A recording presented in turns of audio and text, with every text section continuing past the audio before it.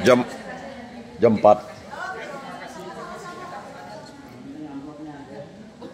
Kalau si Acang udah bilang makasih itu udah ngerti dia.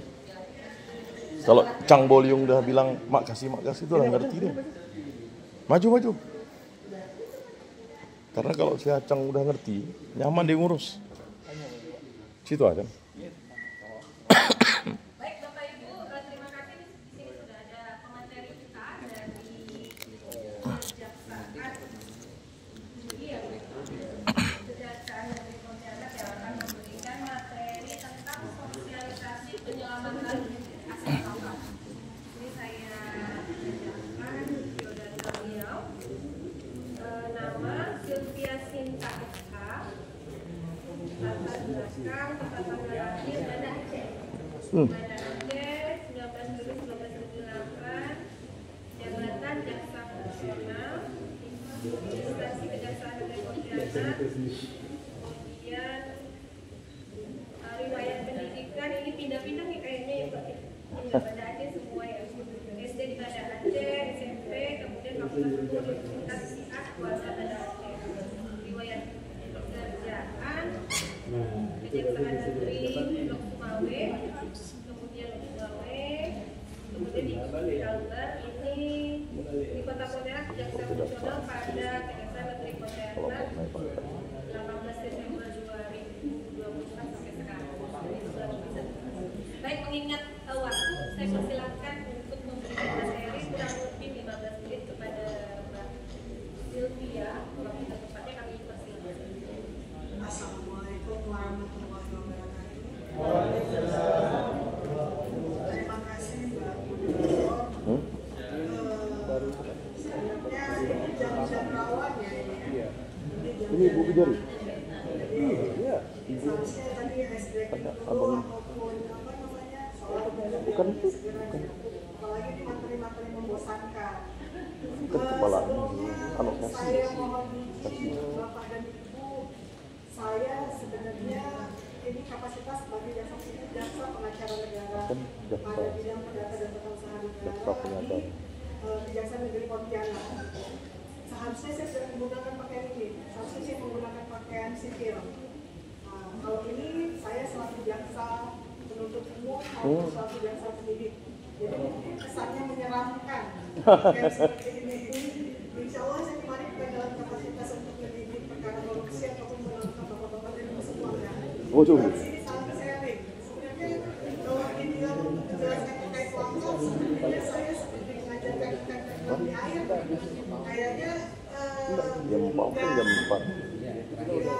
Ibu saya udah lebih tinggi dari ibu semua, bapak-bapak semua pasti yang jauh lebih mumpuni lah perihal wakaf itu apa. Izin sebelumnya saya jelaskan dulu tentang kejaksaan. Mungkin sebagaimana diketahui, kejaksaan itu yang dipahami oleh bapak ibu semua adalah aparat yang bergerak di bidang hukum, khususnya penuntutan perkara tindak pidana umum. Jadi di kejaksaan ini ada beberapa bidang. Pertama itu bidang pembinaan yang bertugas untuk menangani kami pegawai-pegawai ini yang mengatur tentang pegawai dan sebagainya. Kemudian ada bidang tindak pidana umum. Bidang tindak pidana umum adalah jaksa yang melakukan penuntutan terhadap perkara tindak pidana umum seperti pencurian, narkotika, illegal fishing, human trafficking, perlindungan anak, KDRT dan sebagainya. Kemudian ada bidang tindak pidana khusus, ini mungkin yang sering belakangan ini gencar pemberitaan di televisi, karena untuk tindak pidana khusus jaksa berwenang untuk melakukan penyidikan perkara korupsi. Jadi kami bisa melakukan penyidikan maupun penuntutan untuk perkara tindak pidana korupsi. Kalau untuk perkara tindak pidana umum tadi, kami ada sebagai penuntut umum. Penuntut umum itu apa sih?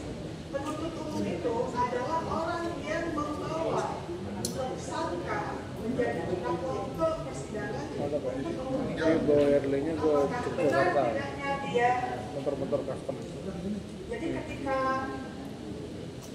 ketika seseorang itu ketika ada suatu perkara, ketika ketika ada suatu perkara itu, maka yang pertama kali dilakukan adalah laporan polisi.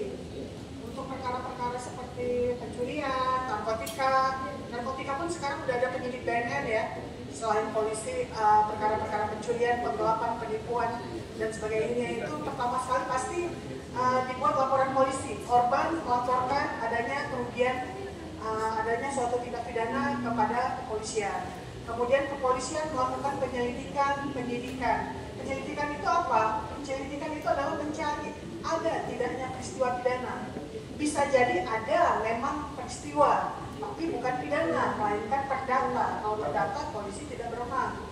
Maka ketika ada, ternyata setelah digali keterangan ada, kemudian ditingkatkan menjadi penyidikan.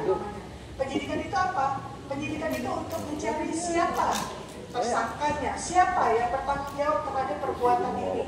Nah, sesudah ada, kemudian hasil penyidikan mereka itu dibuat dalam suatu berita acara, dibukukan menjadi berkas perkara, namanya berkas perkara itu dikirimkan ke kejaksaan. Kami teliti, setelah menurut kami itu lengkap, maka itu kami dan tersangkanya, pelaku kejahatannya tadi beserta barang bukti diserahkan kepada kami untuk kemudian kami limpahkan lagi ke pengadilan untuk disidang. Nanti hakimlah yang memutuskan apakah itu perkara itu terbukti atau tidak. Kalaupun terbukti, berapa ancaman hukumannya itu tentuan hakim. Kami tugas kami hanya membuktikan bahwa dia benar bersalah. Disitulah struggle-nya kami. Karena kadang-kadang menurut hakim ini nggak salah, dibebaskan. Ataupun menurut hakim, iya dia salah, tapi tuntut hukumannya ringan, sementara kami dituntut tinggi. Itu kurang lebih seperti itu. Kalau untuk tindak pidana korupsi, jaksa bisa berwenang melakukan penyelidikan dan penyidikan tadi. Jadi dari awal dia menyidik, mencari tahu apa segala macam, sehingga menjadi penuntut umum. Kemudian juga itu kalau untuk di korupsi tadi namanya bidang tindak pidana khusus. Nah, kemudian ada juga bidang barang bukti dan rampasan. Nah, itu yang menangani tentang barang bukti, barang sitaan yang telah disita, diputus oleh hakim pengadilan. Kemudian untuk apa sih mau dibawa kemana barang ini? Putusan hakim menyatakan dirampas untuk negara, artinya itu barang yang memiliki nilai ekonomis akan diajukan ke KPKNL untuk dilelang, untuk kemudian uang hasil lelangnya diserahkan kepada kas negara. Itu untuk barang bukti dan rampasan. Nah, kemudian selanjutnya ada bidang intelijen. Bidang intelijen adalah yang melakukan pengamanan terhadap proyek-proyek yang berpotensi mengandung unsur bisa terjadi tindak pidana korupsi dan melakukan penyelidikan di beberapa secara underground yang nantinya akan memberikan informasi kepada kami yang jaksa di Ditsus tadi untuk meningkatkan suatu perkara. Selanjutnya kami adalah bidang perdata dan perusahaan negara. Kalau di jaksa-jaksa yang tadi di bidang pidana umum korupsi jaksa penyidik ataupun jaksa penuntut umum, di kami istilahnya jaksa pengacara negara.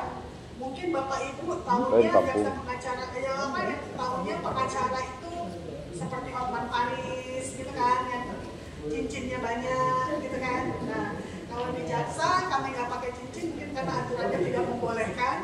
Yang kedua, sebenarnya banyak pertanyaan, kenapa sih jaksa pengacara ini kok baru muncul, kok ikut-ikutan pengacara negara?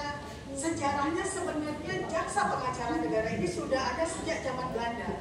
Sejak HIR itu sudah ada. Kenapa ada jaksa pengacara negara? Pertama, kita jelaskan dulu fungsinya dulu ya. Jadi jaksa pengacara negara ini dia hanya mewakili negara. Dalam hal ini badan negara, instansi negara, lembaga negara yang bersifat negara semua. Hanya istilahnya plat merah. Plat merah itu diwakili kepentingannya. Diwakili kepentingannya dalam hal misalnya mengajukan gugatan ataupun menerima gugatan, sengketa-sengketa keperdataan dan tata usaha negara. Jadi kami hanya bertindak sebagai jasa pengacara negara terhadap perkara perdata dan tata usaha negara saja. Kami mewakili negara untuk menghadapi gugatan ataupun menghadapi ataupun menggugat sesuatu itu atas nama negara berdasarkan surat kuasa khusus. Selain itu kami juga bisa melakukan penegakan hukum untuk mengangkat marwah negara. Contoh seperti menyatakan suatu perusahaan pilot, mencabut perwalian anak terhadap perkara-perkara anak yang kekerasan terhadap anak yang orang tuanya tidak lagi telah melakukan tindak pidana terhadap anak yang sehingga tidak layak lagi diberikan kemampuannya sebagai orang tua, maka dicabut haknya. Terus kami juga bisa melakukan intervensi terhadap misalnya kayak negara luar, negara asing yang ingin menguasai kepulauan kita. Kami bisa bertindak untuk penegakan marwah negara itu melalui gugatan balik ataupun apa. Nah, kali ini kaitannya dengan wakaf ini. Wakaf ini kan memang suatu hal yang sangat-sangat sering saya temui. Saya sudah bertugas di 4 pulau di Indonesia, Sumatera, Jawa, Sulawesi, dan Kalimantan sekarang. Banyak ketika saya bertugas di bidang perdata dan tata usaha negara, banyak perkara yang saya dampingi, yang saya sidangi karena adanya gugatan perdata masalah wakaf. Sebagai contoh, waktu di Aceh dulu, saya pernah mendampingi Madrasah Aliyah Negeri yang digugat tanah sekolahnya, tergugatnya itu Kementerian Agama, buat satu, kemudian Kanwil, Kemenak itu digugat dengan alasan itu dari ahli waris, menyatakan bahwa memang tidak pernah ada perjanjian wakaf, tanah itu hanya dikuasai oleh negara dan sebagainya. Nah, disinilah peran kami. Ketika adanya gugatan masuk terkait aset-aset wakaf tadi, aset wakaf itu kan banyak, enggak tanah aja banyak. Ketika gugatan masuk itu, disitulah peran kami bekerja itu di situ. Kami bisa mendampingi Bapak Ibu dalam hal menghadapi gugatan ataupun melakukan negosiasi dalam hal terkait gugatan-gugatan itu dengan cara Bapak Ibu memberikan surat kuasa khusus kepada kami. Karena tanpa surat kuasa khusus kami tidak bisa mendampingi. Nah, apa bedanya kami dengan pengacara swasta? Pertama, kami tidak memungut biaya khusus seperti pengacara swasta pada umumnya yang mungkin sudah menetapkan tarif per jam berapa dan sebagainya. Enggak. Di perjanjian kita paling lebih kepada untuk biaya yang dikeluarkan timbul akibat adanya perkara ini. Karena memang untuk perkara perdata dan tata usaha negara itu kan perdata itu artinya privat, hukum pribadi. Beda dengan hukum pidana tadi. Pidana tadi kami mewakili negara untuk menuntut seseorang yang dinyatakan bersalah. Kami mewakili hak-hak korban. Maka negara yang membebankan biaya itu menanggung biaya selama proses kami bersidang. Sedangkan untuk perdata sifatnya pribadi, maka orang yang berkepentinganlah yang menanggung mulai nanti dari pendaftaran gugatan ataupun nanti kalau ada pemeriksaan setempat itu ada TS istilahnya dan sebagainya, itu klien, kami sebutnya klien yang memberikan ini. Nah, yang kedua, selain masalah biaya tadi, hal yang paling penting kenapa jasa pengacara negara ini dari zaman AIR, zaman Belanda masih ada sampai saat ini, karena sifat kerahasiaan. Kita sama-sama lembaga negara, pastinya dalam hal untuk menghadapi gugatan-gugatan tadi ada beberapa hal prinsipil yang sifatnya rahasia yang harus diceritakan kepada penasihat hukumnya. Nah, tentunya kami selaku ASN yang terikat oleh peraturan-peraturan dan juga ada peraturan di kejaksaan tidak boleh membocorkan rahasia kenegaraan dan sebagainya. Disitulah nilai jual kami yang lebih dibandingkan yang swasta. Yang swasta tadi ya tergantung mood kan, ya dia juga terikat oleh sumpah ini dia, tapi seringnya bocor rahasia dari situ, sehingga beberapa banyak lembaga-lembaga negara itu yang memakai kami sebagai pendampingan. Mungkin kami kurang gaung aja untuk bidang perdata dan tata usaha negara ini, kurang gaungnya di masyarakat. Lebih sering dengarnya tadi penuntut umum sama jaksa penyidik korupsi lah, itu yang gaungnya luar biasa. Nah, balik lagi pengalaman saya tadi, dulu di Aceh itu ada beberapa perkara saya gugatan Kemenak itu minta kanwil agama itu minta pendampingan sama kami, minta bantuan hukum untuk mendampingi dalam menghadapi gugatan perdata. Umumnya ya gitu, ada yang kan rata-rata yang saya pelajari umumnya kita di masyarakat ini ketika kita pribadi ketika kita mencapai pada usia tertentu, usia tobat-tobatnya kita, usia dekat-dekatnya kita kepada pencipta, disitulah kadang kita yang niat tanah saya ini saya wakafkan.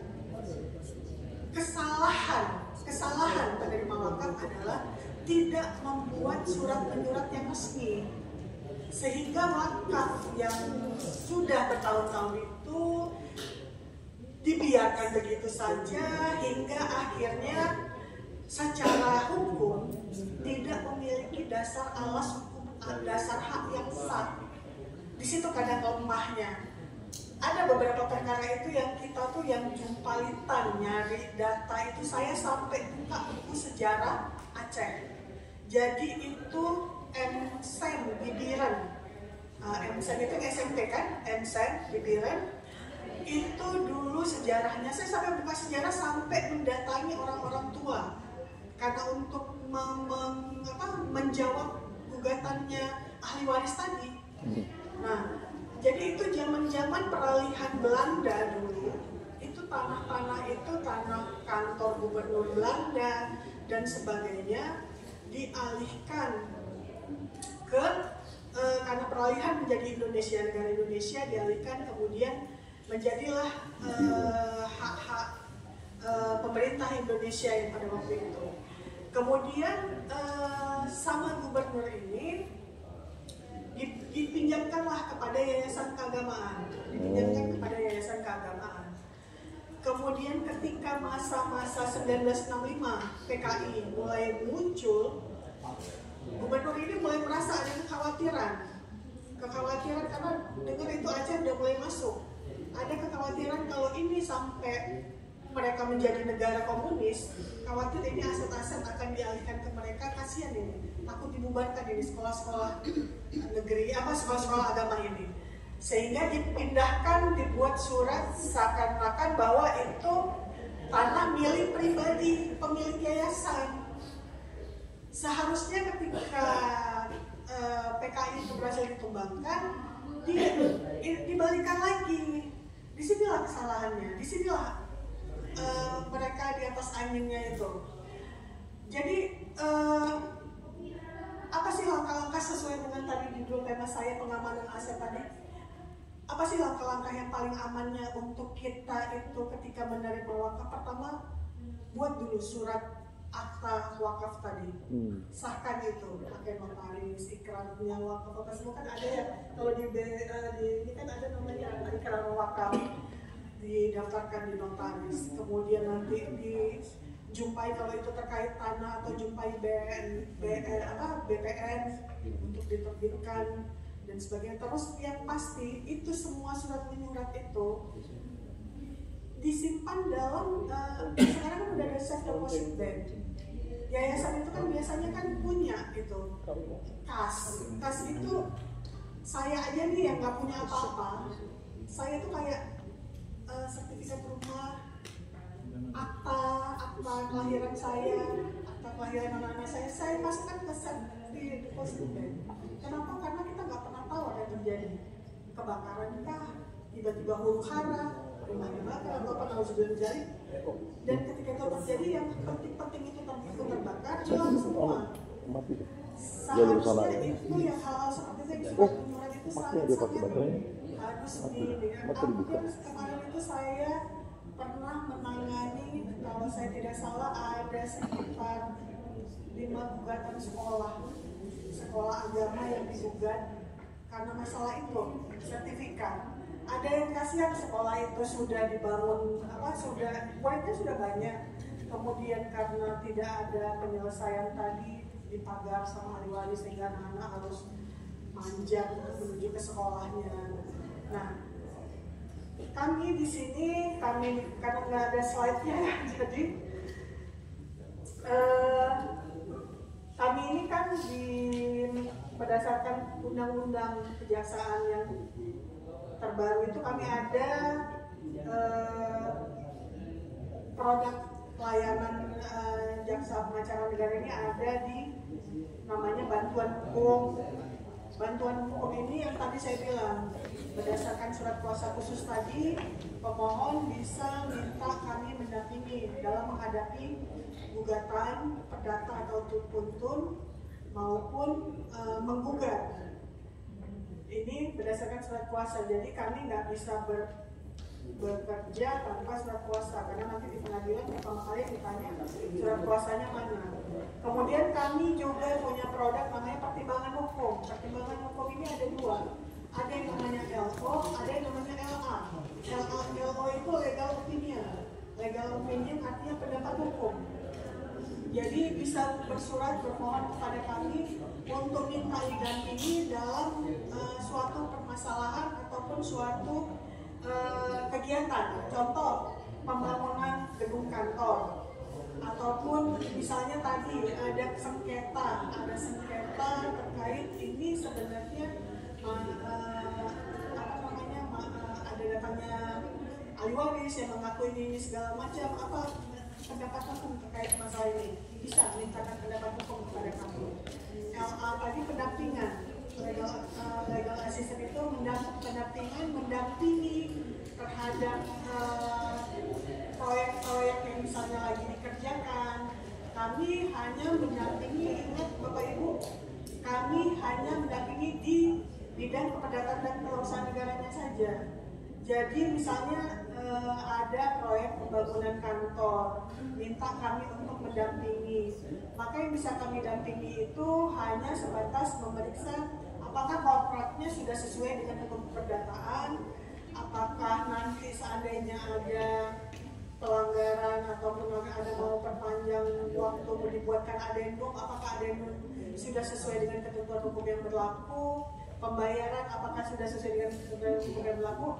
Tapi apabila terjadi penyimpangan, kami tidak bisa memberikan pendapat apapun dalam hal penyimpangan yang terjadi di luar dari konteks yang dilaporkan kepada kami, itu bukan menjadi tanggung jawab kami.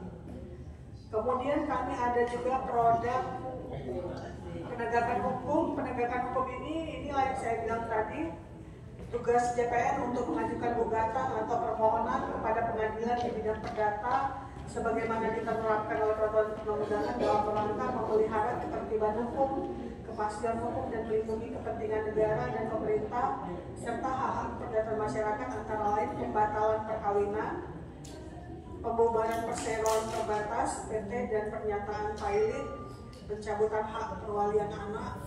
Nah, ini pembatalan perkawinan ini mungkin juga tahu ya, kalau kita sistem di Indonesia itu kan kalau perempuan tidak boleh di bawah 16 tahun, laki-laki ya kan?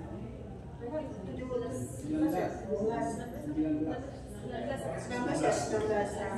dan di bawah itu sebenarnya atas dasar permohonan, bukan serta merta ya. Seringnya nanti ditanyakan, kok itu ada tuh yang kawin dengan anak umur 12 tahun tapi kok nggak dicabut ininya apa segala macam gitu.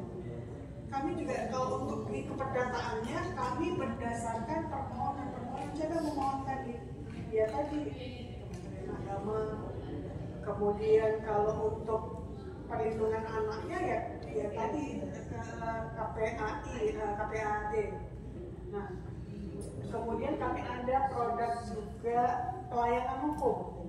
pelayanan hukum ini, nah ini yang kalau tadi kan kita ngomongnya negara. Untuk masyarakat orang pribadi, kami bisa memberikan pelayanan hukum, tapi tidak mendampingi Bapak Ibu dalam hal mendampingi sebagai pengacara, nggak bisa. Kami pelayanan hukum ini hanya memberikan konsultasi hukum gratis. Bapak Ibu silakan menghubungi kami, mau datang ke kantor bisa melalui website Halo JPN. Di Google Play Store ada Halo JPN, silakan pertanyaan apapun, insya Allah kami jawab dalam waktu kerja. Seandainya pertanyaan diajukan jam 4 sore, berarti kami baru menjawab keesokan harinya. Apapun ini ditanya, ini Halo JPN ini sering ini dimanfaatkan oleh Gen Z sekarang, sehingga kami punya juga yang namanya produk kami Jaksa Pro Gen Z. Jadi itu seperti kami buka sesekali pelayanan hukum ini di kafe-kafe. Jadi sering ada kan anak-anak sekarang kadang-kadang suka ajaib-ajaib gitu tingkahnya kan. Ada aja gitu yang tangannya itu cepat, banyak bikin uploadan ini apa segala macam. Kemudian ketika sudah ribut atau apa barulah sibuk dia berhadapan dengan hukum. Nah di situ dia minta advice, masukan, tambahan. Kadang-kadang kita tuh ada loh nemuin permasalahan itu yang kayak ya zaman-zaman pacarannya masih bucin-bucin, dibeliin HP, uang tahun pacar beliin HP, begitu putus mau minta balik HP-nya. Nah itu banyak tuh yang gitu-gitu tuh banyak. Nah itu tuh konteks kami hanya memberikan advice, memberikan masukan dari sudut pandang hukum. Kemudian produk yang lain yang terakhir adalah tindakan hukum lain. Tindakan hukum lain ini itu kan kami hanya bisa tadi mendampingi negara ya. Sekarang pertanyaannya bagaimana bila negara berhadapan dengan negara? Nah, ya kan negara melawan negara, masa kami jadi wasit tinju? Jelas nggak mungkin.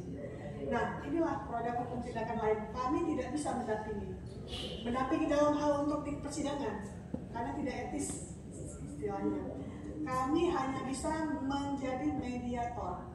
Mediasi, kami panggil kedua belah pihak, berusaha untuk didamaikan. Namun apabila kata damai tidak tercapai, ya kami serahkan kembali kepada masing-masing pihak untuk menempuh jalur hukum dan kami mundur teratur, tidak bisa mendampingi. Mungkin dalam hal untuk pengamanan aset pun, produk-produk tadi bisa digunakan. Seperti yang sudah pasti bantuan hukum tadi ya, yang paling sering itu bantuan hukum, gugatan yang paling sering itu, kemudian juga pertimbangan hukum tadi terkait pendapat hukum maupun pendampingan, kemudian yaitu tadi tindakan hukum lain sebagai mediator. Mungkin itu sekilas gambaran dari saya. Kalau ada pertanyaan, saya coba menjawab atau kita sharing pendapat di sini. Kalau ada pertanyaan yang nggak bisa saya jawab, saya simpan dulu. Mungkin nanti kita berkomunikasi lagi melalui Halo JPN. Sekian, terima kasih. Terima kasih kepada Mbak Silvi. Menarik sekali Bapak Ibu. Sebenarnya kerjasama ini kita juga dari BWI Kementerian aku melakukan perjanjian kerjasama juga mengenai wakaf. Jadi Bapak Ibu proses, silakan Bapak untuk sharing, bertanya langsung tentang apapun masalah hukum, tapi tetap kepada jalurnya itu apa. Jangan masalah rumah tangga ya Pak. Biasanya yang bikin matanya mulai ini masalah di luar konteks nih. Jadi ini jam-jam rawan kata Mbak Selvi, jadi pertanyaannya jangan keluar konteks Pak. Ya silakan kepada Bapak. Silakan.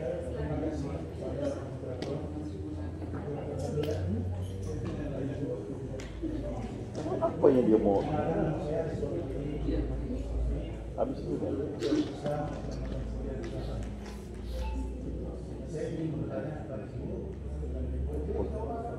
Apa sejari? Ini kejaksaan. Agak nyaring Pak suaranya karena kayaknya Semangat Pak. Penyuluh khusus. Berdiri. Penyuluh khusus.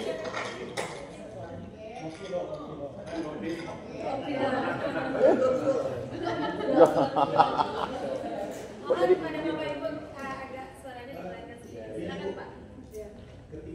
menangani sebuah perkara itu yang berkaitan dengan materi kita, zakat misalnya seseorang itu menyalahgunakan zakat, karena ada ketentuan dari Basnas apabila seorang menolak zakat atau IPZ maka dia akan dikenakan hukum sedia. Kemudian bagian bakat juga begitu, apabila seseorang salah menggunakan atau memproses sebuah bakat maka akan menarik kepada hukum. Dan jadi pertanyaan kepada Ibu, apakah ketika Ibu memproses orang yang salah dalam melaksanakan zakat dan wakaf itu sama dengan orang yang Ibu proses ketika melakukan kesalahan yang misalnya terminal pencurian atau narkoba atau yang lainnya? Sekian. Assalamualaikum warahmatullahi wabarakatuh. Tapi apa mau langsung aja silakan Pak. Oh iya, silakan langsung. Jadi sebenarnya kalau kita belajar pada teori hukum, semua orang di mata hukum itu adalah sama. Jadi perlakuan apapun yang diterapkan kepada satu orang otomatis seharusnya sama. Ya. Mungkin kalau saya bilang perkara saya bicara teori dan pengalaman pribadi. Kalau mungkin Bapak Ibu bertemu hal yang di luar teori dan pengalaman pribadi saya, ya kalau itu positif berarti saya los, kalau itu negatif kita anggap aja oke. Pada dasarnya kalau saya siapapun itu, sekesal apapun, saya bukan pernah Pak, berulang kali termasuk di sini saya pegang perkara ayah mencabuli anaknya. Saya ceritanya aja udah menangis. Betapa kesalnya saya seorang anak Pak, 4 tahun mencabuli dan sebagainya. Ketika pertama kali baca berkas yang disampaikan polisi itu rasanya pengen saya, kalau bisa saya injak. Ketika polisi serahkan kepada saya, itu yang pertama saya lakukan adalah ambil rumah. Kenapa? Karena saya masih memegang teori yang diajarkan oleh dosen-dosen saya. Semua orang di mata hukum sama. Nama dia itu masih namanya tersangka. Di kepolisian nama dia tersangka. Kenapa tersangka? Karena dia masih tersangka. Itu tadi ajas praduga tak tetap bersalah. Ketika dia sudah kami terima, kami minta ke pengadilan, namanya terdakwa. Ketika dia sudah diputus dan sudah ini namanya terpidana. Jadi ketika dia diputus tersangka terdakwa, kita nggak boleh memperlakukan dia seperti terpidana. Nggak bisa. Maka ketika itu saya sebenarnya kesal karena kalau baca ceritanya Pak luar biasa, bukan keterangan saksi korban luar biasa, sampai ini anak traumatik mendalam. Saya tuh pertama saya nggak dulu. Kenapa? Karena saya takut emosi. Nah seharusnya rekan-rekan saya juga seperti itu, memperlakukan yang sama. Kalau ada rekan-rekan kami dari kejaksaan, ini sekarang kejaksaan bukan lagi sih, sejak Pak Jaksa Agung ini sebenarnya udah dari jauh-jauh hari, tapi Pak Jaksa Agung ini yang benar-benar kelihatan penekanan kuat. Sudah banyak rekan-rekan kita yang tanda kutip tadi yang dipecat. Ada beberapa teman saya kenal sendiri itu sudah dipecat karena seperti itu. Nah, kalau menjumpai oknum-oknum seperti itu, buka aja di Google laporan yang pengaduan ke kejaksaan itu kemana? Atau komentar di Kejaksaan RI, di Kejaksaan RI ada Facebook dan mungkin nggak dijawab sama admin, tapi percayalah yang dari komentar-komentar itu semuanya naik. Beberapa teman saya seperti itu dan komentar-komentar seperti itu akhirnya naik. Jadi saya mewakili kejaksaan, saya minta maaf kalau apabila bertemu dengan oknum-oknum seperti itu jangan dibiarkan, karena pembiaran itulah yang menyebabkan negara kita terpuruk terus seperti ini. Saya sendiri muak, saya jengah dengan hal seperti ini. Saya enggak sok bersih, enggak. Saya juga bukan orang siapa-siapa. Saya masuk kejaksaan ini, keluarga saya tidak ada yang di kejaksaan. Bapak ibu saya selalu ketika kami kuliah, ibu saya apoteker, bapak saya pertanian. Saya malah kepengennya tuh menjadi apoteker juga. Ibu saya bilang jangan. Nanti kalau kamu masuk kerja, kamu jadi hebat, pasti bilang iya anaknya si ini. Saya cari ilmu yang lain. Alhamdulillah saya diterima di kejaksaan. Alhamdulillah juga mungkin kami bukan dari keluarga yang berada. Mungkin dari ketidakberadaan itulah yang mengajarkan saya untuk menjadi orang yang, saya nggak bilang saya bersih, tapi saya mencoba menjadi lebih baik. Saya sendiri malu dengan apa pemberitaan yang ada pada saat ini, malu, jujur saya bilang. Saya pengen berubahnya itu, tapi berubah itu tidak hanya dari kami, tapi dari Bapak Ibu semua. Jangan biasakan pungli itu dibiasakan untuk pelicin dan apa, jangan dibiasakan. Stop, karena nggak ada itu semua tuh, nggak ada shell. Nggak ada itu yang dibilang bisa ngurus perkara dan segini, nggak ada, bullshit itu semua. Mereka bisa seperti itu karena tidak pernah dilaporkan. Saya punya anak tiga laki. Dari tamat SD saya sudah masukkan ke Bonbon, ketiga-tiganya. Saya berharap anak saya menjadi orang yang bisa membersihkan semua kemungkaran yang ada di bawah. Terlalu naif memang. Tapi saya sendiri jujur muak saya dengan apa yang terjadi saat ini di negara kita ini. Kita susah payah, yang pengen bersih terus, berusaha berjuang untuk menjadi lebih baik. Yang bikin hancur terus. Nah, saya paham dengan maksud pertanyaan, masih ujungnya ke situ kan? Nah, itu saya balik lagi ke situ. Intinya seharusnya teorinya semua sama di mata hukum. Tapi itu kan dikatakan bahwa bagian itu manusia, artinya Iya.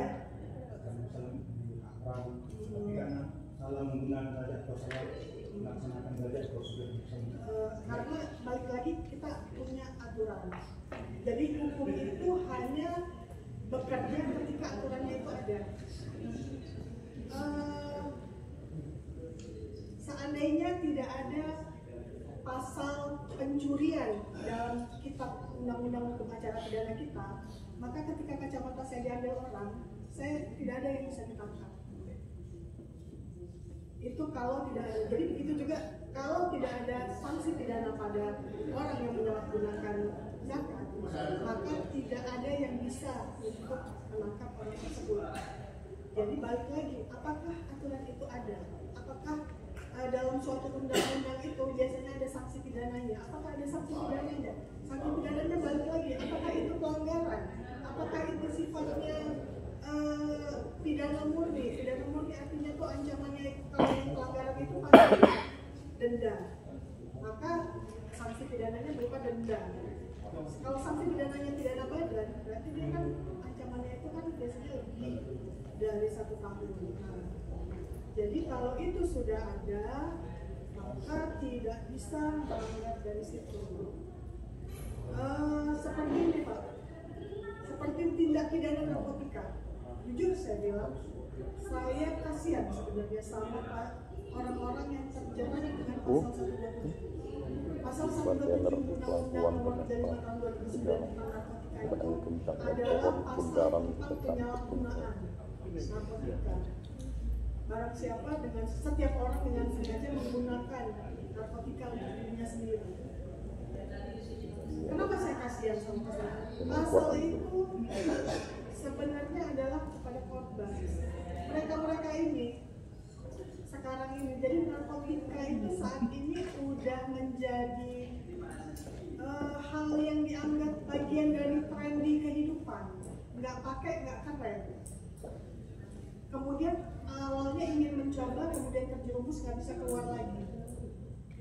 Sering sekali yang ditangkap adalah korban. Korban itu tepatnya bukan di penjara, seharusnya direhabilitasi. Alhamdulillah belakangan ini sudah ada mekanisme yang membolehkan kami untuk merehab mereka. Sebelumnya penjara Pak. Semua korban, bayangkan mereka itu pecandu, seharusnya diobati, masuk penjara, ketemu sama pemerkosa, maling, belajar lagi hal ini, malah jadi gembong, narkotika, makin banyak ilmunya. Nah, jadi tapi saya nggak bisa untuk tidak pasangkan pasal itu karena pasal itu belum dicabut. Nah, itu maksudnya tadi. Begitu juga tadi, iya, sepanjang aturan itu masih ada dan tidak dicabut, maka itu berlaku bagi siapapun. Kalau sudah dicabut, ya udah amanlah. Makanya kalau 127 ini kemudian seandainya dirubah kalimatnya enggak, kan kalau itu kan maksimal 1 tahun penjara. Seandainya dirubah terbukti pengguna, maka berdasarkan asesmen terbukti pengguna seharusnya menjalani rehabilitasi. Nah, mungkin tuntutannya akan apapun tuntutan kami balik lagi ke putusan hakim. Jadi sering kadang orang nggak ngerti hakim jaksa sama enggak, beda kantor, beda sistem, beda segala galanya. Hakim itu pejabat negara, kami ASN. Hakim itu pejabat negara. Makanya kalau yang selalu teriak-teriak minta uang naik gaji jaksa, ya dinaikin hakim. Padahal beda banget. Hakim adalah yang memutuskan suatu perkara. Contoh perkara Sambo. Perkara Sambo itu sama jaksa dituntut mati, sama hakim diputusnya lain. Itu udah biasa. Dan kami punya kesempatan untuk mengajukan upaya hukum sebanyak 2 kali. Banding juga dikuatkan, kasasi juga dikuatkan, selesai. Jadi kalau jaksanya biasanya sistem kerjanya sakit ikutin aturan yang ada. Contoh kalau Sambo Eliezer, mungkin kalau ibu-ibu bapak-bapak belajar, dia kan ini seharusnya dia gini, tapi sama jaksa tutup ini. Kenapa? Karena aturannya seperti itu. Kalau hakim dengan hakim nurani, terserah dia. Kalau kami nggak, aturannya tertulis seperti itu, kami tutupnya seperti itu. Walaupun katanya itu kan si Eliezer itu dia yang membongkar, dia yang ini. Nah, kami kalau baca di aturan, Eliezer tidak termasuk kategori whistleblowing system. Bukan orang yang membuka keterangan sesudah ditanya. Whistleblower system itu orang yang ketika polisi tidak tahu apa-apa, dia datang melapor. Dia yang kategori bisa dimaafkan. Kalau ini hanya pemaaf, alasan pemaaf yang dia ini. Nah, itu. Nah, intinya yang mau saya sampaikan adalah untuk kami, karena selaku mewakili negara sebagai penegak hukum, maka kami itu kan kalau di sistem hukum Indonesia, jaksa itu kan eksekutif, yudikatif itu Mahkamah Agung, dan kami itu sebenarnya di bawah presiden. Memang sistem hukum kita masih seperti ini. Jadi banyak hal politis juga, dan juga kami itu intinya penegakan hukum itu secara leverage, apa yang ada tertuang di aturan yang ada laksanakan, dicabut aturan selesai. Cuma belakangan ini ada beberapa kebijakan dari Bapak Jaksa Agung seperti istilahnya restoratif justice. Restoratif justice itu menyelesaikan suatu perkara sebelum ditingkatkan ke pengadilan terhadap beberapa perkara. Contoh, misalnya perkara penggelapan dengan alasan-alasan itu, seperti pernah dia di PHK karena corona, di PHK karena COVID, kemarin di PHK di saat-saat istrinya mau melahirkan, panik karena dapat info dari dokter harus sesar. Kemudian dia ngambil motor orang lain, motor bosnya, motor biasa yang kebetulan rumahnya berdekatan dengan dia ambil, dia gadaikan ke rumah sakit. Kemudian setelah ditelusuri gitu, upaya kami selaku jaksa adalah mencoba mengetuk hati korban. Nggak memaafkan. Nah, ketika korban mau berdamai, maka itu tidak dilimpahkan ke pengadilan. Itu namanya restoratif justice. Dan restoratif justice itu ada syarat yang pertama, bukan pengulangan pidana. Maksudnya orang yang pernah dipidana kemudian mengulangi tindak pidana lainnya, nah itu kan masuk kategori restoratif justice. Kemudian kerugian negara itu kerugian korban sudah pulih. Yang ketiga, ancaman hukumannya itu di bawah 7 tahun atau di bawah 3 atau di bawah 5 tahun, Pak? Ada tuh? 5 tahun ya? Nah, intinya gitu. Jadi di bawah itu yang bisa. Di atas itu seperti pembunuhan itu nggak bisa. RJ itu nggak bisa pembunuhan. Nggak bisa. Nah, yang bisanya seringnya yang selama ini sudah ada tuh pencurian, kemudian dengan penggelapan, itu yang bisa. Itu dengan syarat damaian. Seperti itu, Pak. Lebih kurang maaf. Saya kayak gitu, kalau ditanya satu panjang, jadi kan nanti lupa. Pokoknya intinya jangan berbeda. Iya. Lupa, karena semua di mata hukum besar sama. Mau itu kecil, besar, mungkin ada lagi Bapak Ibu yang mau di-sharing, silakan Bapak. Baik, terima kasih Bu. Saya penyuluh agama Katolik. Agak bukan menyimpang sih, cuman karena saya memang rutin di lapas ya. Saya mendengar kisah-kisah yang mendapat vonis itu berbeda-beda. Ada orang hanya menyediakan tempat untuk percabulan 2 tahun lebih, sedangkan pelakunya setahun lebih. Lalu saya mulai berpikir, apakah karena proses hukumnya waktu di kepolisian ini karena dia hanya main tanda tangan saja ya, supaya cepat kan? Sekali saya tanya, ya karena dia mau cepat. Ya, harusnya misalnya hanya penyedia tempat kan ringan nih.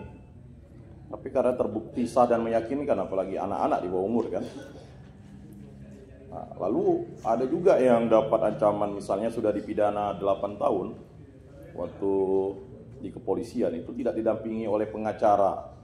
Kan seharusnya yang namanya hukuman di atas 5 tahun itu kan wajib didampingi oleh pengacara, baik oleh LBH atau yang berbayar ya. Nah ini kan terkadang ketika diserahkan, karena mohon maaf Bu ya, saya tidak mau mengatakan jaksa, karena ini ada sama seperti fungsional ya, harus ada akad kredit yang mau dikejar, kan ini terdengar di telinga saya, ini kasus ini naik nih karena dia mau jadi pimpinan nih. Kan ini juga kita sebagai penyuluh agama Katolik ini kan mau meredam itu sulit. Kepercayaan orang, apalagi kami kan garda terdepan Bu, semuanya kami dampingi begitu. Nah untuk masalah rumah ibadah, kemudian kasus-kasus seperti untuk pembinaan masyarakat, umat, jemaat kan, ini kan bagaimana sih upaya kejaksaan berkolaborasi dengan penyuluh lah untuk memberikan itu tadi Bu. Saya sih tidak mengatakan peninjauan ya, tapi bagaimana mereka itu yang sebenarnya harusnya ancaman hukumannya itu ringan. Justru anak-anak ini sendiri nih katakan, ini bodoh nih masa menyediakan tempat 2,5 tahun, sedangkan yang melakukan percabulan hanya 1,5 tahun. Dia sampai gurau dengan kawan itu, memang kamu nih bodoh katanya. Kita juga sebagai penyuluh nih payah juga ini ingin mendampingi anak-anak seperti ini kan. Nah ini mohon kalau misalnya memang ada hal-hal seperti itu, bagaimana tindakan dari kejaksaan untuk melihat itu. Apalagi kan anak-anak ini kan dia masih panjang kasusnya ya, saya pikir memang berat percabulan, tapi kan hanya menyediakan tempat dengan melakukan percabulan. Masa yang percabulan 1,5 tahun menyediakan tempat 2,5 tahun. Nah mungkin itu hanya masukan karena ini pas kebetulan saya dampingi. Terima kasih Bu. Terima kasih Pak atas masukannya. Insya Allah nanti sepulang dari sini saya laporkan dan saya sampaikan kepada teman-teman. Saya ingin bercerita juga tentang sistem hukum kita di Indonesia. Sistem hukum kita di Indonesia ini memang kita punya untuk acara pidana namanya KUHAP, kita undang-undang hukum acara pidana. KUHAP ini, KUHAP terakhir kita itu lahir pada tahun 81, di mana di situ pada waktu itu ada partai namanya dari fraksi ABRI yang sangat mempengaruhi atas isi dari KUHAP itu. Awalnya saya nggak begitu paham, ketika saya di kuliahan saya nggak paham sebegitu ajaibnya isi sistem hukum acara kita, saya nggak begitu paham awalnya. Belakangan setelah saya bekerja, di situ saya baru merasakan benturan-benturan. Contoh seperti Bapak bilang tadi, di tingkat pendidikan. Jadi yang tadi namanya, kalau Bapak Ibu nonton di TV yang sering ada film-film TV, ada drama atau apa tentang kayak drakor lah, itu apalah itu yang tentang polisi, apa jaksa di luar negeri. Saya pernah ikut diklat bersama-sama dengan jaksa-jaksa di beberapa negara di dunia. Hukum kita memang agak-agak lemah dalam hal perlindungan terhadap pelaku tindak pidana. Kenapa saya bilang gitu? Kami jaksa, tadi kan saya jelaskan apa itu penyelidikan, apa itu penyidikan. Untuk perkara tindak pidana umum tadi di tangan penyidik polisi ataupun di tangan penyidik yang ditentukan lain oleh undang-undang seperti penyidik Balekong, penyidik BNN atau penyidik pajak. Nah, mereka melakukan penyidikan tanpa kami mengetahui dalam arti menyaksikan penyelidikan. Kalau Bapak lihat di TV-TV, mungkin di film-film barat, kadang-kadang ada jaksa dari balik layar kaca atau kaca yang transparan itu, dia ikut mendengarkan ya. Kami enggak. Itu kelemahan kita. Mereka sudah periksa, dia buat dalam sebuah BAP itu dijilid dalam sebuah buku, itu yang diserahkan kepada kami. Ini yang kami bawa, iya, kalau sudah lengkap, kami baca nih, kayak baca novel, sudah lengkap kami nyatakan P21, kami limpahkan ke pengadilan. Apa yang terjadi di persidangan kami baru tahu. Kadang-kadang ada saksi yang dipaksakan, ada ini kami nggak tahu. Di situ kelemahan kita. Makanya sebenarnya saat ini kita itu RUU KUHP itu lagi dirancang. Dan sebenarnya ada beberapa masukan yang ingin merubah ke mengikuti sistem-sistem yang berkembang di dunia, di negara-negara lain di dunia. Cuma persetujuan itu saya juga kurang tahu. Setuju apa? Karena juga kalau saya memperhatikan mencermati. Tapi itu mungkin pendapat saya pribadi ya, bukan pendapat kedinasan saya. Pendapat saya pribadi, setiap di pemberitaan ada komentar pemberitaan tentang kejaksaan ataupun pemberitaan tentang KUHP tadi, banyak komentar yang menjatuhkan mungkin agar keinginan kami untuk bisa mengetahui teknik penyidikan tadi di apa namanya usulan itu dihilangkan, sehingga balik lagi tetap ke yang lama. Kalau itu yang terjadi ya seperti ini. Saya pernah loh Pak, perkara korupsi bupati, sekda, asisten, sampai di bawahnya asisten apa ya, kabak pemerintahan, itu semua masalah tanah. Itu kalau kita baca berkas itu segini Pak, berkas korupsi, saksinya kan banyak. Dia datang ke kantor itu bawa kursi roda untuk bawa berkas, karena kan berkas yang diantar ke kita tuh pasti dua, itu satu nama, dua berkas. Dia saking dia bawa troli kadang-kadang saking ininya. Nah, kalau kita baca berkas itu kayak kita baca novel, cantik banget, tinggal eksekusi aja itu istilahnya.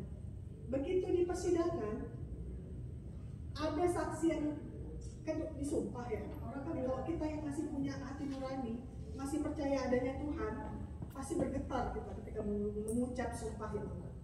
Pesan dia, ketika mulai ditanya udah disumpah, kita tanya, pesan dia. Karena dia sendiri takut. Karena kan ya kami jaksa membuktikan apa yang kami baca. Kami nggak bisa juga Pak, kalau kami ketika sini kami tetap berprinsip bahwa semua orang bisa berbohong, kan gitu.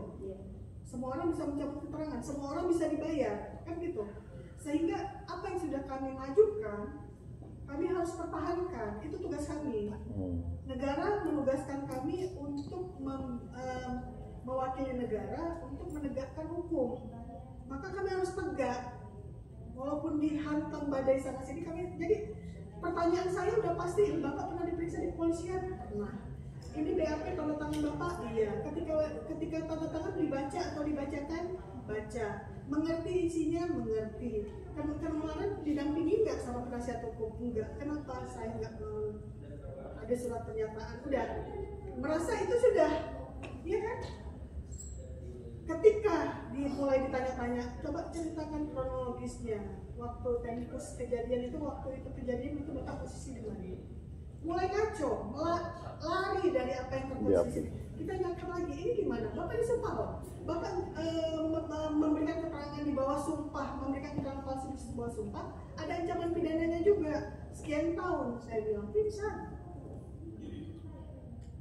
Jadi, gimana ya saya bilangnya? Jadi sistem ini sebenarnya harus kita perbaiki. Kita minimal yang seperti yang kita lihat di TV. Itu jadi kalau saya pernah ngobrol sama yang jaksa-jaksa dari Belanda. Itu kalau di Belanda itu jaksa itu mulai dari dia jadi jaksa pencurian sampai pensiun pencurian terus. Nah, kalau kami kan enggak semua. Walaupun saya JPN, saya juga pegang perkara pidana, saya pegang perkara korupsi, saya pegang perkara anak, perkara narkotika, perkara pencurian dan sebagainya. Kalau itu mereka enggak, itu di Belanda. Jepang itu mulai dari dia tamat S1 Fakultas Hukum, mendaftarlah kalau ke kita kayak mungkin Kementerian Hukum dan HAM misalnya, mendaftar, tamat, lulus sebagai ASN di situ, ikut pendidikan bersama-sama.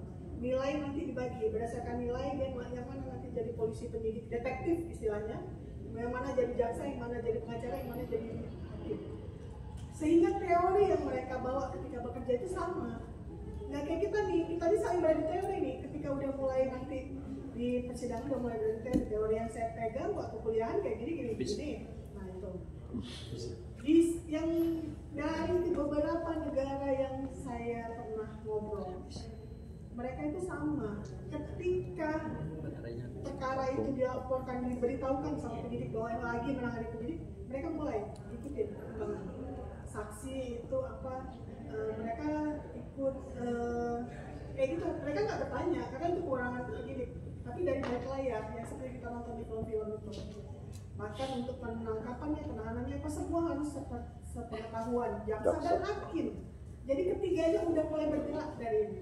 Saya berharap sekali itu negara kita akan menjadi seperti itu. Nah, saat ini langkah satu-satunya adalah kalau menurut saya itu terdakwa tadi sebelum dia menyatakan menerima suatu perkara, dia kan punya hak. Dia dilindungi dengan upaya hukum. Dia bisa mengajukan banding, dia bisa mengajukan kasasi. Paling yang untuk counter dia yaitu mengajukan banding dan kasasi.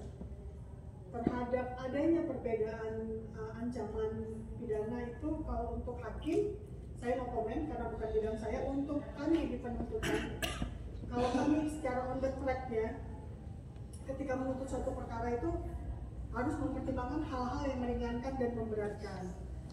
Meringankan itu pertama terkait perbuatannya apakah ada merugikan keuangan, merugikan masa depan ataupun merugikan apa. Sedangkan hal-hal yang memberatkan itu apakah dia sudah berulang kali ataupun dia tidak menyesali perbuatannya, berbelit-belit di persidangan, itu hal-hal meringankan, memberatkan. Setiap menuntut itu kasuistis. Ada suatu perkara yang dituntutnya lebih tinggi, ada yang lebih ringan, itu kasuistis. Tergantung dari hal tadi. Tergantung juga dari sifat pembuktian perkaranya. Kayak Bapak bilang mungkin dia hanya memberikan fasilitas. Saya nggak tahu gimana kasus lengkapnya, apakah dia juga dari memberikan fasilitas juga menerima keuntungan dari fasilitas yang diberikannya, itu kita nggak tahu. Intinya itu semuanya itu. Kemudian kami itu sistemnya itu berjenjang. Enggak, kalau hakim kan di tim mereka aja tuh yang duduk di meja itu yang memutuskan itulah. Kalau kami enggak, berjenjang. Dari saya jaksa, saya minta pendapat kasih sama kasihnya bisa naik turun dari tuntutan saya, naik lagi ke kajarinya gitu juga bisa naik turun dari ini saya. Baru keputusan final dari kajari itu yang saya bacakan di persidangan. Nah, jadi memang untuk saat ini masih ada beberapa kebocoran di sana sini untuk sistem hukum kita. Kita berdoa sama-sama semoga ada perubahan, ada perbaikan menuju yang lebih baik. Mungkin itu Pak. Ya, terima kasih sarannya. Insya Allah nanti sepulangnya saya laporkan kepada tim. Terima kasih ya. Silakan. Saya Rosida, SK, hanya untuk sunat derajat yang punya UWK Surabaya.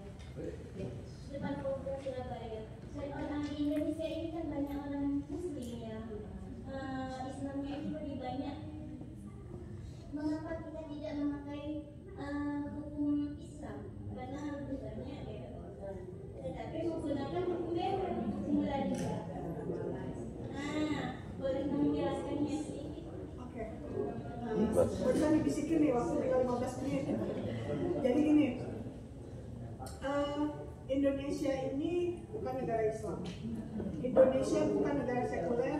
Indonesia adalah negara Pancasila. Di mana sila pertama itu adalah ketuhanan yang Maha Esa. Itu pertama alasan kenapa saya ngomong, karena filosofi ketika kalau mau melihat undang-undang lahir, lihat filosofi awalnya tuh, dasarnya itu, dasar pembentukan pasti selalu disebutkan di sana. Itu satu. Saya pernah tugas di Aceh, termasuk lama di Aceh, sampai dengan mulai dari belum adanya kanun itu yang hukuman cambuk, tahunnya itu di luar hukuman cambuk. Dari belum adanya itu sampai adanya itu saya pernah mengeksekusi orang hukuman cambuk. Nah, kenapa Aceh bisa? Ini nggak bisa. Balik lagi ke sejarah. Sejarahnya itu kan sebenarnya kalau membaca sejarah, Aceh itu awal mulanya kan dia bukan bagian dari Nusantara. Aceh itu kan negara sendiri yang tadinya bahkan pernah mau bergabung bersama Turki. Sejarahnya ya saya menjelaskan dari sejarah. Kemudian karena dia juga termasuk yang dijajah Belanda, akhirnya Soekarno mengajak untuk bersama-sama kita membentuk suatu negara NKRI. Nah dari situ pemerintahan Aceh pada waktu itu setuju dengan dasar agar diberikan kekhususan untuk mengatur masalah keagamaannya, sehingga ketika kemarin sempat ribut itu juga karena mungkin balik lagi ke janji yang menurut orang Aceh itu tidak direalisasi, sehingga akhirnya ada perdamaian sesudah tsunami. Singkat cerita akhirnya dibentuklah undang-undang pemerintahan Aceh, di mana salah satunya berhak menerbitkan peraturan daerah yang bersifat khusus seperti konon. Konon itu sebenarnya hierarkinya sejajar sama perda, tapi karena lex spesialis drogat lex generalis, sesuatu yang khusus itu menawarkan sesuatu yang umum, maka konon itu di sana itu berlaku. Konon itu di sana hanya 3, hanya untuk maisir itu judi, komar, minuman keras, sama kholwat. Kholwat itu bersembunyian, bukan muhrim. Jadi nggak mesti zina, tapi yang bersembunyian dalam kategori berdua-duaan di tempat sepi, di lapangan ada pohon sepi berdua-duaan, itu udah ditangkap. Saya namanya wilayah Tulista. Itu ketika pohon itu.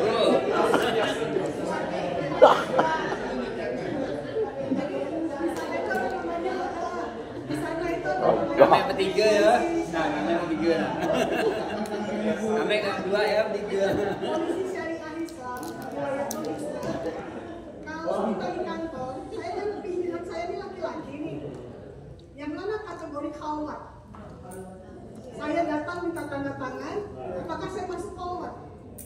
Ketika saya kunci pintu, masuklah kategori khalwat. Kenapa harus dikunci? Hanya untuk minta tanda tangan? Pasti ada sesuatu itu. Ada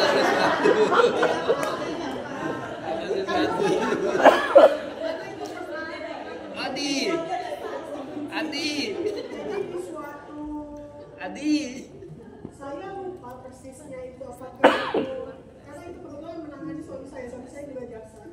Itu di suatu ini Pak, kayak kantor sekretariat partai apa gimana saya lupa. Di sana kan ada partai lokal, ya ada partai lokal dia. Nah, jadi itu kayaknya masyarakat mencurigai selalu setiap Sabtu Minggu, setiap orang nggak ada, selalu berdua-duaan di situ, dilaporkan ke situ.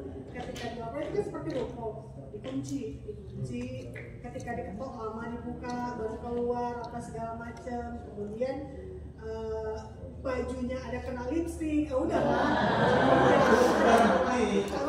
Adi Sucipto.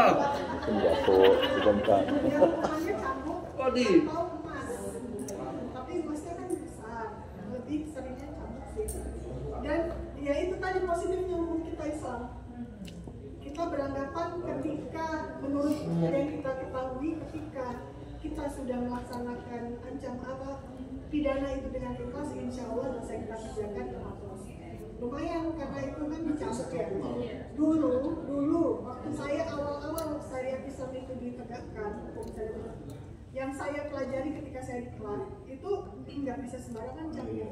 Jadi cambuk itu dulu ada ketentuannya, tidak boleh kayak gini. Sampai sekarang itu masih paling tinggi di sejajar. Kenapa? Pasti pada bilang itu kan nggak sakit, gini aja, ya kan? Karena memang tidak ada tujuannya untuk menyakiti, tujuannya untuk buat malu. Jadi eksekusi selalu dilaksanakan di muka umum, ditunggu biasanya di hari Jumat, di depan masjid, dibuat panggung, memang untuk khalayak ramai, memang tujuannya untuk buat malu, dengan harapan supaya jerah. Tapi pernah sih ada yang maisir tadi yang mengulang lagi ada. Dan itu juga kalau dulu ya, saya karena udah lama meninggalkan Aceh. dulu itu peraturan itu hanya berlaku untuk orang Aceh yang Muslim. Dia bukan Muslim, nggak berlaku. Balik lagi ke KUHP. Mau langsung senyum Pak Isen. Di, kau pura-pura di. Wah, tengok belakang. Kalaupun dia Islam, dulu ya, saya nggak tahu sekarang nih, karena saya udah lama meninggalkan Aceh. Kalau dulu yang dia Islam tapi bukan KTP Aceh, dia akan ditanyakan mau melebur nggak dengan ini. Kalau dia nggak mau melebur, dia di blacklist, nggak bisa lagi ke Aceh. Itu yang setahu saya dulu, sekarang saya nggak tahu. Tapi yang pasti itu hanya berlaku untuk Orang Muslim.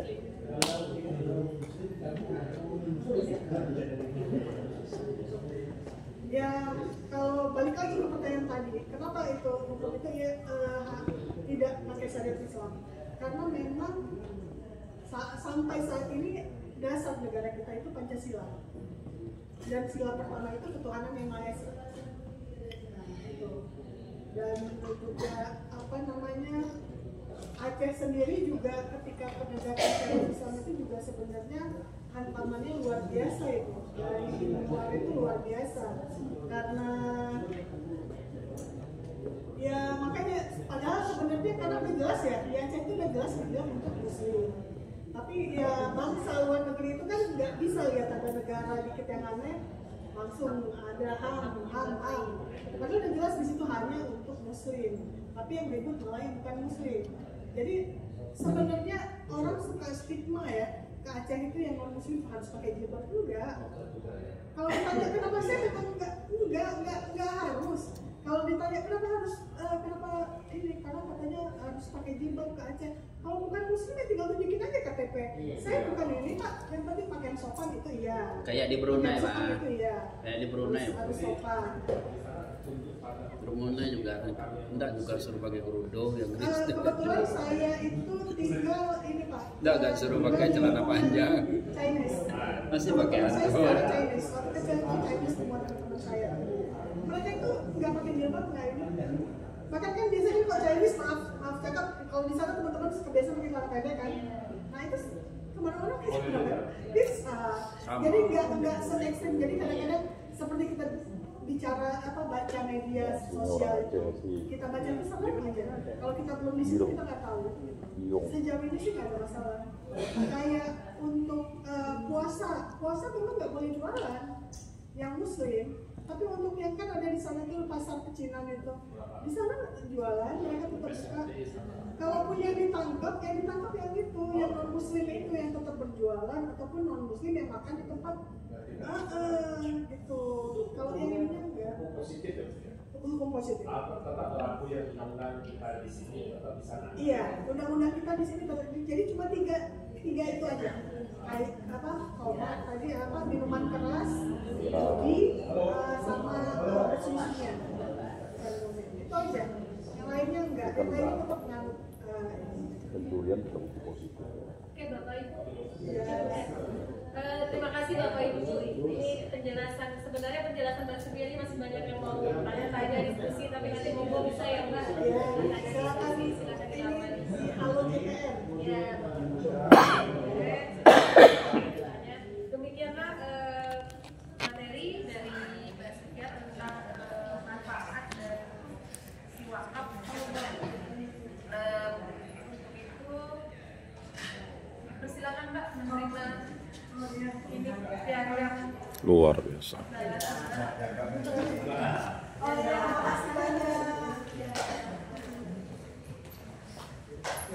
Gitu.